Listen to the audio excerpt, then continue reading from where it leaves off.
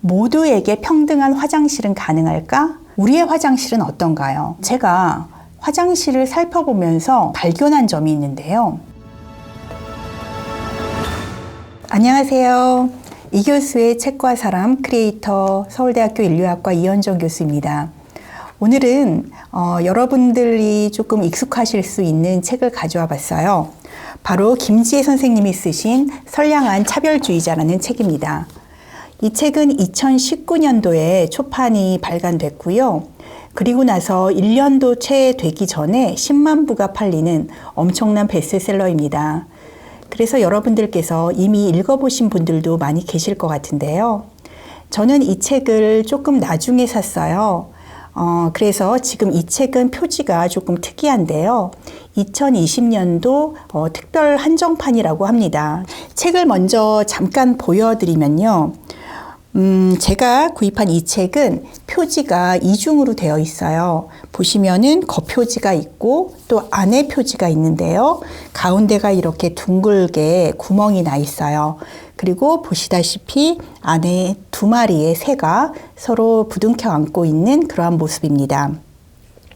그리고 책 등에는 제목과 더불어 밑에 작은 흰 오리가 4마리가 쪼르르륵 있습니다. 그리고 저자이신 김지혜, 지음 이렇게 적혀 있고요. 어떤 분들은 이 새가 오리가 아니라 거위가 아닐까 이렇게 생각하시는 분들도 계실 것 같아요. 사실 제가 중국 농촌 마을이 영구지다 보니까 거위들을 많이 만났는데요. 거위와 오리의 차이를 말씀드리면 오리가 거위보다 일단 몸집이 작아요. 그리고 사실은 이 모양새보다 저는 거위가 오리보다 참 좀 총명한 동물이라고 생각을 했는데요. 예를 들어서 거위들은 아침이 되면 집집마다 거위들이 나옵니다. 5마리, 10마리, 20마리 이렇게 나와서 우르르 수백 마리가 강가로 한꺼번에 걸어가요, 같이. 걸어가서 거기서 풀밭에서 놀기도 하고 개구리를 잡아먹기도 하고 거위는 잡식성이니까요. 그런 다음에 밤에 해가 뉘엿뉘엿 지어갈 때면 이 오리들이 다 알아서 또 각 집으로 돌아갑니다. 너무 신기하죠. 그렇게 거위들은 알아서 집 밖으로 나갔다가 또 집으로 귀가하는 그런 모습을 보이고요.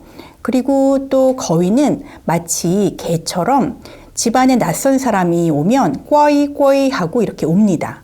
그래서 주인에게 낯선 사람이 들어왔다 이렇게 알려주는 그러한 동물이에요.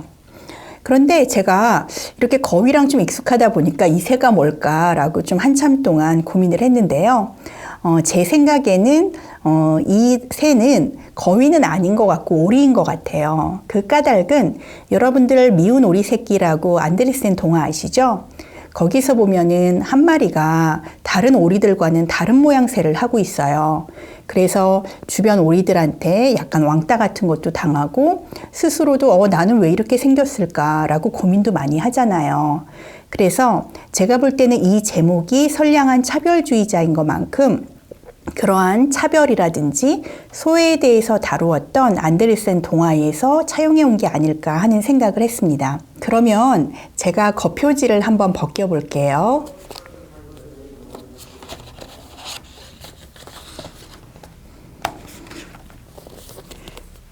이렇게 생겼습니다. 예쁘죠?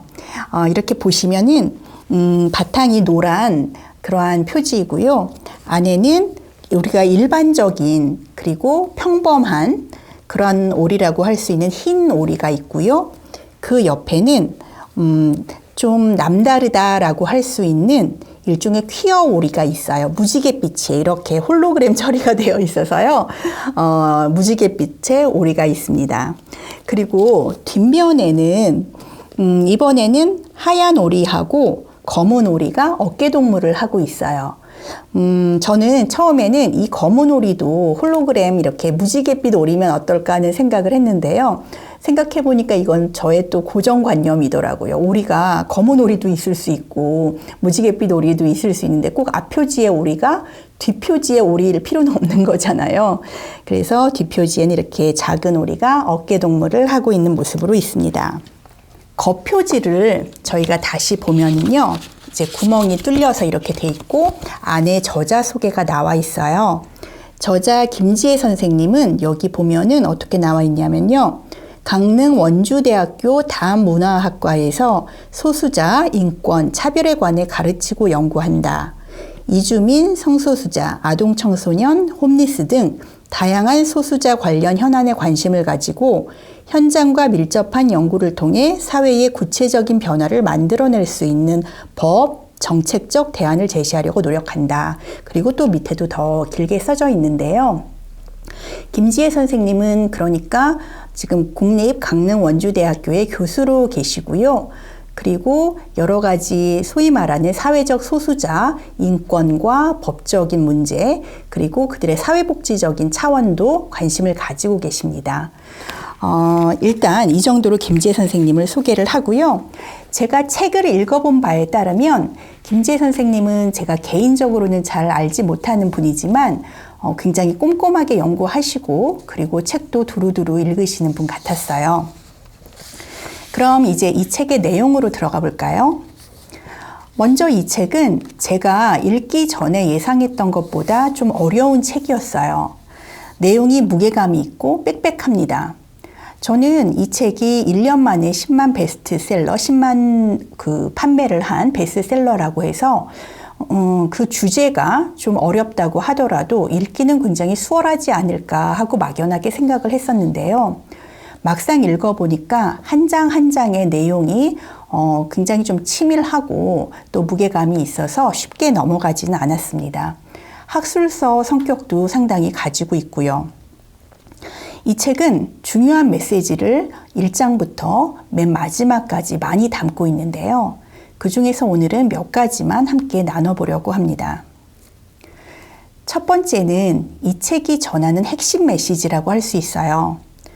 누구나 자신은 평등한 사회를 추구하는 그러한 선량한 사람이라고 생각하기 쉬운데요.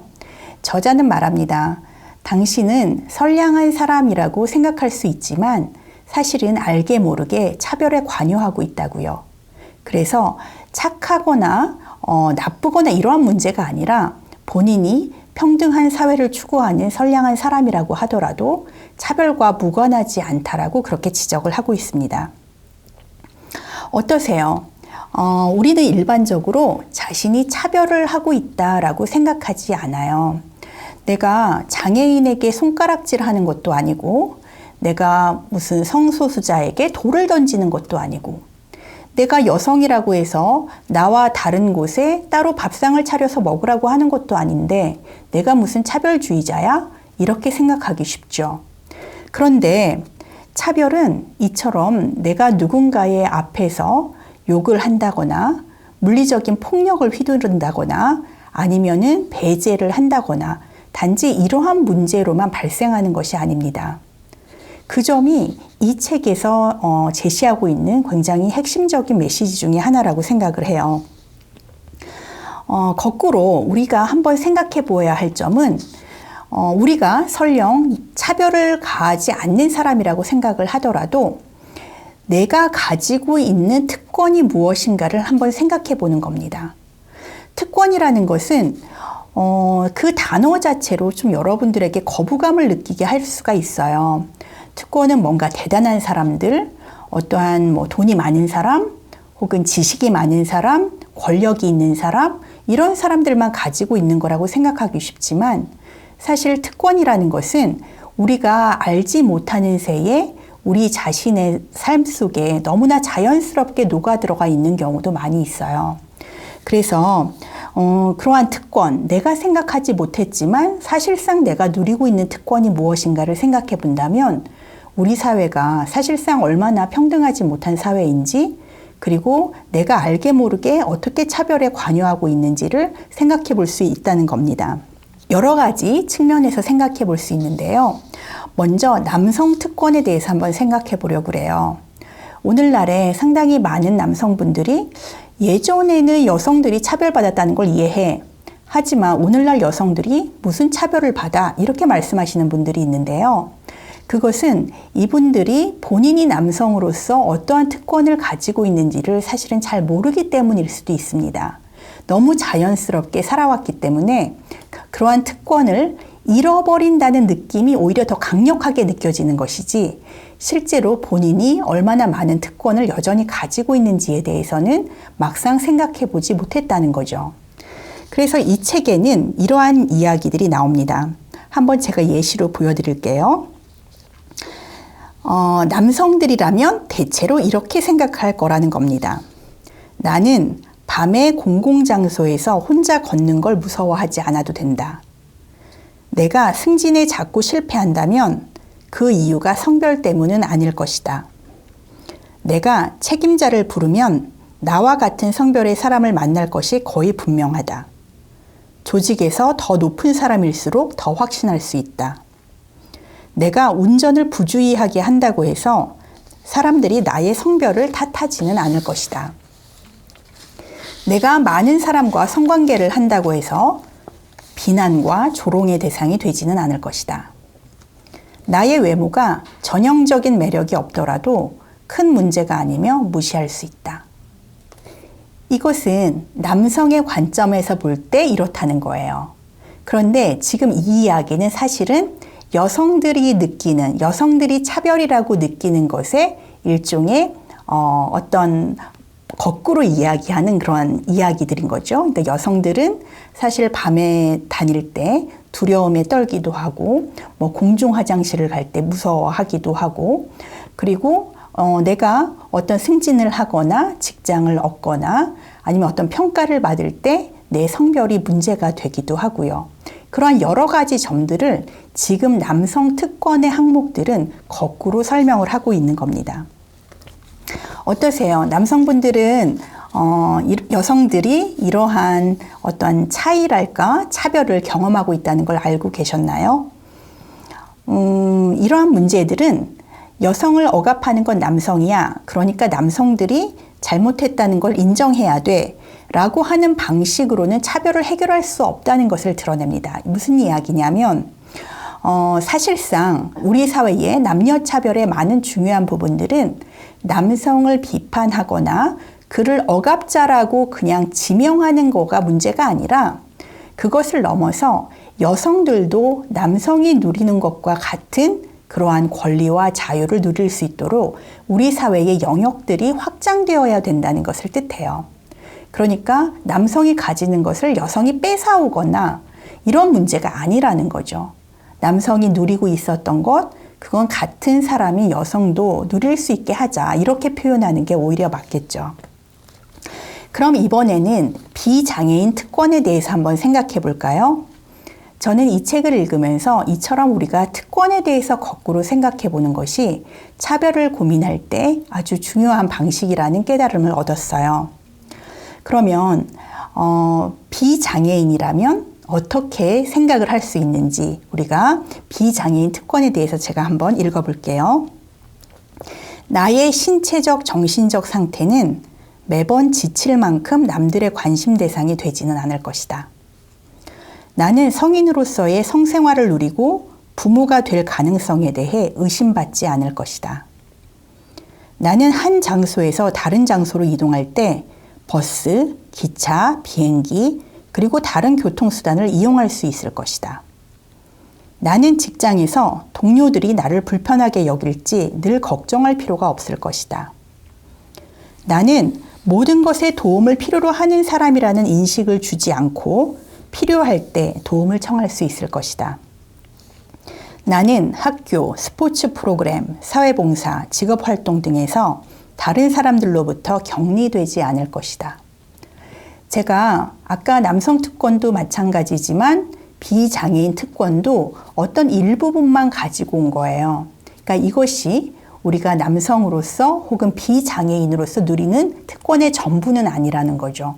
하지만 여러분들이 이러한 항목들을 들으시면서 느끼셨겠지만 비장애인이 누리고 있는 특권이라는 것은 우리는 너무나 자연스럽게 이게 왜 문제가 되지? 라고 생각을 해왔었던 것이지만 사실 장애인에게는 이러한 부분들이 다 너무나 일상생활을 하는데 불편함과 고통을 주는 장애물로 나타나고 있다는 거죠.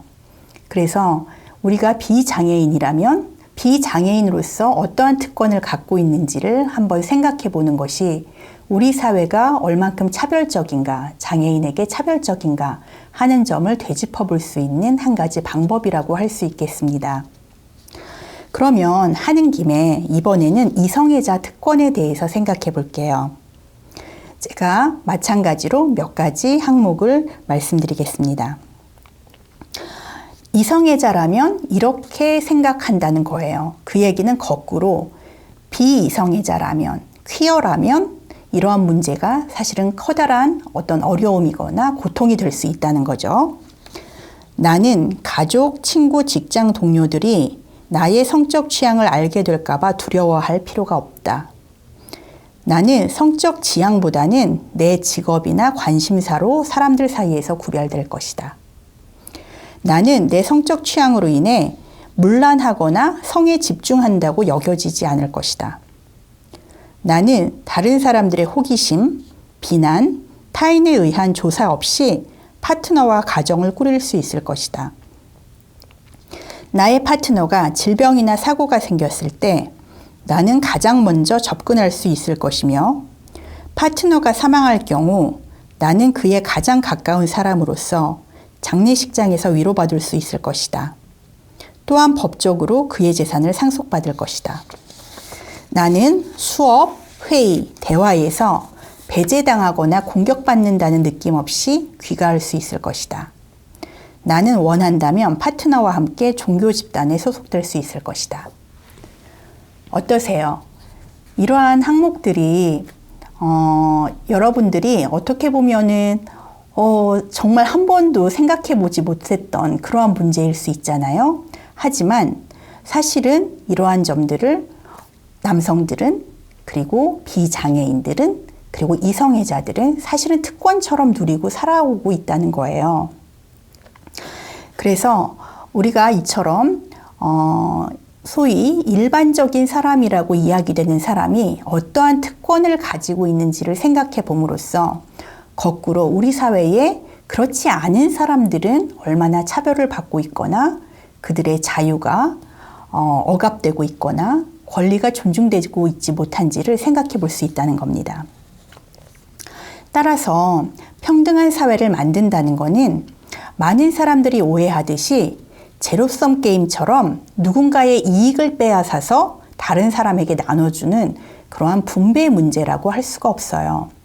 물론 분배의 문제도 중요하기는 하지만 더 본질적인 문제는 우리가 누릴 수 있는 여러 가지 삶의 기회, 권리, 자유 이러한 영역을 점점 더 넓혀가서 어떠한 사람들만이 그들이 다수라고 해서 그 다수를 위해서만 그것이 보장되는 것이 아니라 인간이라면 모든 인간에게 그것이 해당될 수 있도록 그 영역을 넓혀가는 문제라고 할 수 있습니다.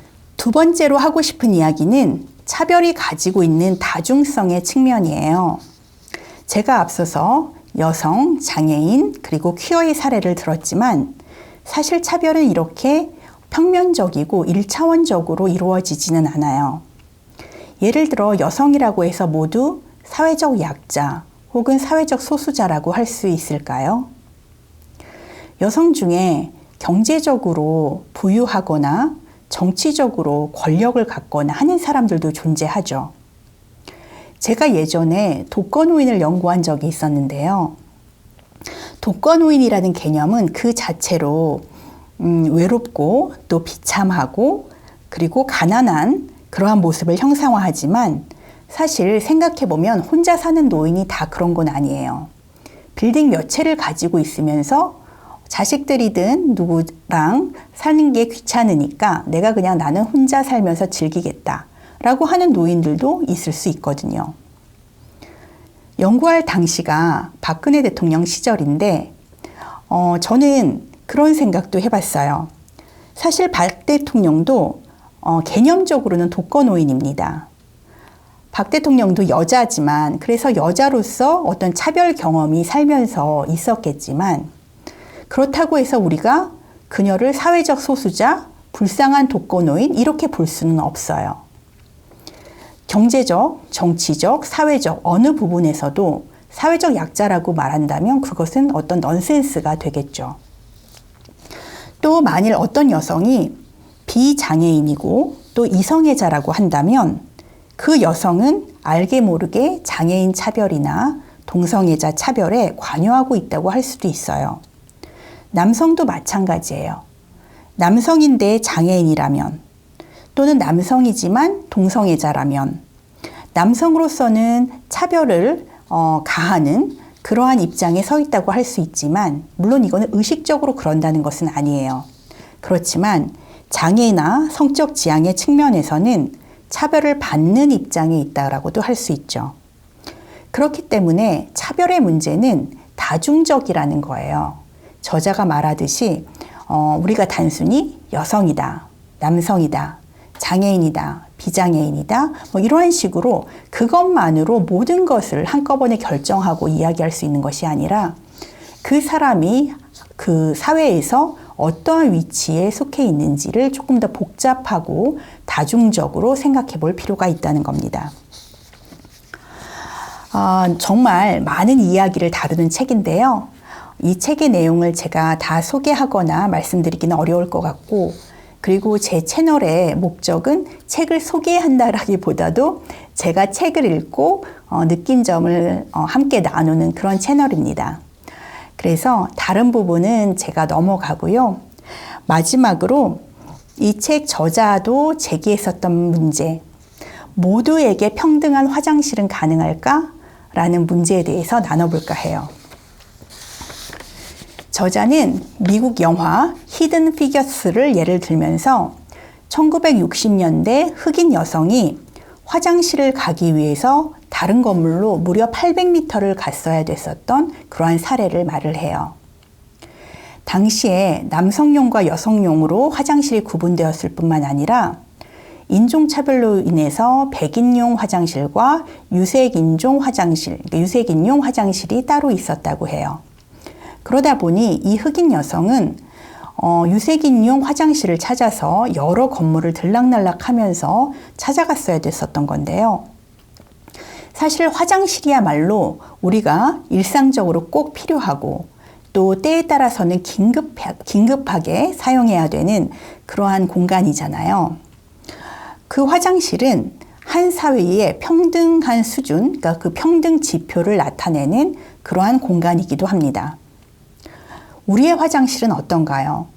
여러분들이 사는, 그리고 여러분들이 일하는 공간에서 화장실은 어떤가요? 제가 이 촬영을 하기 전에 이 촬영이 진행되고 있는 건물의 화장실을 한번 조사해 봤어요. 이 건물은 총 6층인데요. 보니까 3층, 5층은 남자 화장실이고요. 2층, 4층은 여자 화장실이고 1층은 남녀 공용 화장실이더라고요. 그래서 나름대로 개수의 측면에서는 남녀의 수에 있어서는 평등하다 이렇게 말할 수 있어요. 그런데 제가 화장실을 살펴보면서 발견한 점이 있는데요.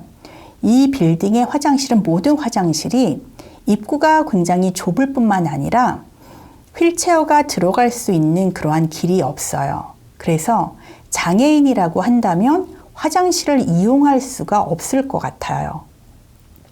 처음부터 장애인이 사용할 수 있는 것은 배제한 그런 화장실이라고 할 수 있는 거죠. 저자는 말해요. 모두가 평등하게 사는 그러한 사회에서 화장실은 어떤 모습이어야 될까? 일단 화장실이 충분히 가까워야 하고 진입이 쉬워야 하며 화장실 안에서 용변과 손세척이 가능하고 이 과정이 수치감, 불안감이나 위험 없이 안전하고 편안해야 되겠죠. 이런 조건으로 모든 사람이 화장실을 이용할 수 있으려면은 우리에게는 몇 가지의 화장실이 필요할까요? 먼저 우리가 이런 생각을 해볼 수 있어요. 지금 우리가 사용하는 남녀 구분의 화장실은 트랜스젠더에게는 편안할까요? 신체적으로 여성이지만 남성의 모습을 한 그러한 사람이라면 남성의 모습으로 여자 화장실에 들어가게 되면 다른 사람들이 엄청 놀랄 거고 본인도 불편할 거예요. 거꾸로 신체적으로 남성이지만 여성의 모습을 한 경우에는 여성스러운 외모 때문에 남자 화장실에 들어가면 어떤 폭력에 대한 두려움도 있을 수 있어요. 그래서 유럽이나 미국 사회에는 모든 젠더 화장실이라는 게 등장을 했는데요. 이 경우는 남녀 공용 화장실에서처럼 젠더 규범에 부합하지 않는 외양을 가진 사람이나 또 보호자와 피보호자가 다른 성별을 가졌을 경우에 아주 편리하게 이용할 수 있는 화장실이에요. 트랜스젠더뿐 아니라 예를 들어서 아빠가 딸을 데리고 화장실을 가야 되는 상황이라든지 아니면은 나이 든 몸을 잘 가누지 못하는 노모를 모시고 중년의 아들이 화장실을 가야 되는 상황. 이러한 상황들을 우리가 고려해 보면 모든 젠더 화장실이 접근도를 높이고 유용할 수가 있죠. 하지만 현재 한국의 여성들에게는 남녀 공용 화장실은 사실 좀 공포스럽기도 해요. 왜냐하면 우리는 화장실에서 발생한 성폭력이라든지 또 묻지마 살인 사건을 경험하고 있었잖아요. 그러다 보니까 남녀 공용 화장실이라는 것이 어떤 모든 젠더가 사용할 수 있는 평등한 화장실이라기보다는 뭔가 범죄를 더 유발하게 할 것 같은 그런 공포심을 불러일으키기도 하는데요. 하지만 우리가 생각해 볼 수 있는 점은 이렇게 모든 사람이 이용할 수 있는 화장실이라는 것이 지금의 형태를 단지 개수를 늘린다든지 종류를 늘린다든지 아니면은 남성과 여성의 것을 단순히 합친다든지 이런 방식이 아니라 근본적으로 화장실이라는 곳이 어때야 되고 그 화장실이 평등하려면 어떤 형태를 갖춰야 될까 하는 어떤 처음부터 다시 생각해보는 그런 기회가 필요하다라고 이야기를 해요. 우리에게 또 다른 상상력이 필요한 지점이기도 하죠.